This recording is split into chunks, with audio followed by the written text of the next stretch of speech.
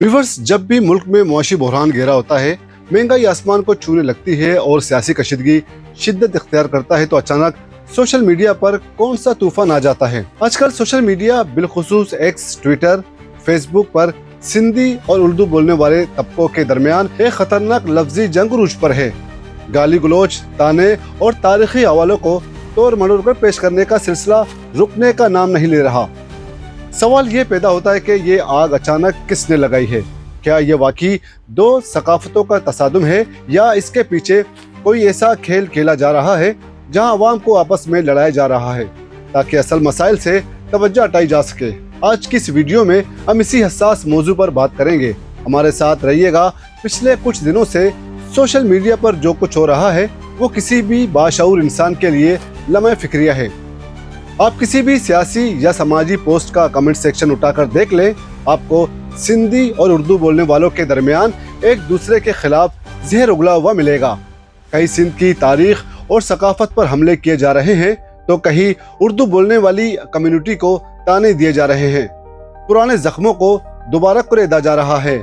दहाइयों पुरानी तलखियों को ताज़ा किया जा रहा है और एक ऐसा माहौल बनाया जा रहा है जैसे दोनों कौमें एक दूसरे की जान की दुश्मन हो। लेकिन जरा रुकिए और खुद से ये सवाल पूछिए, क्या गली मोहल्लों में, दफातर में, यूनिवर्सिटियों में या आम जिंदगी में भी सिंधी और उर्दू बोलने वाले इसी तरह रोज लड़ते हैं? हरगिज नहीं। आम आदमी, चाहे वो सिंधी हो या उर्दू बोलने वाला, वो महंगाई, बिजली के बिलों, बच्चों की फीस और रोजगार की फिक्र में एक जैसा पिस रहा है। तो फिर ये नफरत सिर्फ स्क्रीनों पर इतनी ज्यादा क्यों दिखाई दे रही है? इस सवाल का जवाब बहुत वाज़ेह है। जब भी हुक्मरान तबके की नाकामियां खुलकर सामने आती है या जब रियासत को अंदरूनी तौर पर किसी बड़े दबाव का सामना होता है तो तकसीम करो और हुकूमत करो यानी डिवाइड एंड रूल का वही पुराना बरतानवी नुस्खा आजमाया जाता है। कुछ सियासी अनासिर, मखसूस मुफाद परस्त ग्रुप्स और सोशल मीडिया पर बैठे वो पेड ट्रोलर्स इस किस्म की लसानी जंग को हवा देते हैं जिनका मकसद ही नफरत फैलाना होता है। जब आप सिंधी और उर्दू बोलने वालों को आपस में उलझा देंगे, जब दोनों तरफ के नौजवान जज्बात की रो में बहकर एक दूसरे को गालियां देने लगेंगे, तो फिर कोई भी शख्स करप्शन, बदइंतजामी, नाकिस सेहत के इंतजाम और गिरती हुई मैशियत पर सवाल नहीं उठाएगा। ये एक सोची समझी हिकमत अमली है जिसके जरिए अवाम की तवानाई को तामीरी कामों के बजाय आपस की खाना जंगी में झोंक दिया जाता है। आइए जरा तारीख के इस आईने में देखें जो हमें जोड़ता है, तोड़ता नहीं। सिंध देश सूफियों और संतों की धरती है। यहाँ शाह अब्दुल लतीफ बिटाई ने सबके लिए खैर की दुआएं मांगी।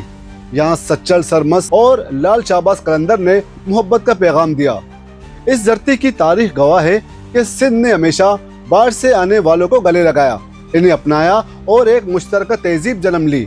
सिंधी बोलने वाला हो या उर्दू बोलने वाला, दोनों का मुकद्दर एक ही है, इनका आसमान एक ही है, इनकी धरती एक ही है और इनके दुख सुख मुश्तरका हैं।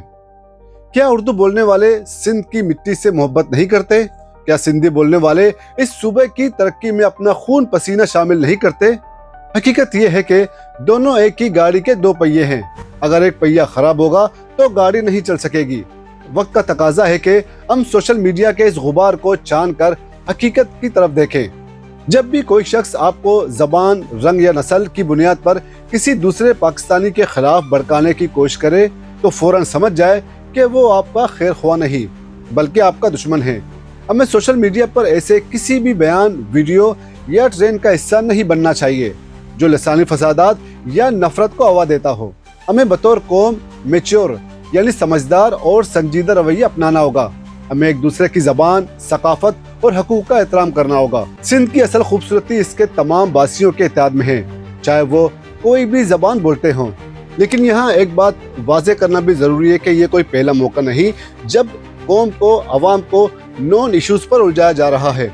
इससे कबल भी जब भी मुल्क में ऐसी कोई सियासी कशीदगी, कोई मुआशी बहरान की सूरत पैदा हुई तो इस तरह की सूरत जबान की बुनियाद पर या फिरकों की बुनियाद पर इस तरह के फसादात या अख्तलाफात अवाम में पैदा की गई और अवाम बजाय अपने असल मसाइल की तरफ जाने के हमेशा इस तरह के नॉन इश्यूज पर आपस में उलझते रहे हैं। और ये वही पॉलिसी है जो पहले बरतानवी साम्राज्य की जानिब से अवाम को डिवाइड इन रूल, आपस में इख्तिलाफात करके इन्हें लड़ाया जाता रहा है और अब यही सूरत दोबारा से देखी जा रही है। जाहिर है इसके पीछे भी कुछ नादीदा कुव्वतें कार फरमा है।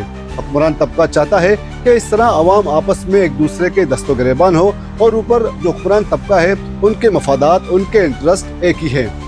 वो आपस में एक दूसरे के साथ घुल मिल जाते हैं, लेकिन नीचे अपने फॉलोअर्स को इसी तरह ट्रक की बत्ती के पीछे लगा दिया जाता है, जो आपस में इस तरह एक दूसरे से उलझते रहें और असल मसाइल से इनकी तवज्जो हट जाए। इंतखाबी नारे भी ऐसे अवाम के सामने पेश किए जाते हैं कि अवाम उन नारों पर मनोवन यकीन कर लेते हैं और अपनी सियासी जमातों, सियासी शख्सियत या अपने कबायली शख्सियत के पीछे मुल्की मफादात को बिल्कुल अब पीछे छोड़ देते हैं और अपने असल मसाइल, अपने असल इश्यूज को छोड़कर नॉन इश्यूज के पीछे लग जाते हैं। इस हसास मौजू पर आपकी क्या राय है? क्या आपको लगता है कि हम बहैसियत कौम इस लसानी साजिशों को नाकाम बना सकते हैं? कमेंट सेक्शन में अपनी राय का इजहार जरूर करें। अगर आपको ये वीडियो पसंद आई हो तो लाइक करें, ज्यादा से ज्यादा शेयर करें ताकि ये मुस्बित पैगाम हर पाकिस्तानी तक पहुंचे और चैनल को सब्सक्राइब करना ना भूलिए। अपना बहुत ख्याल रखिए। अल्लाह हाफिज।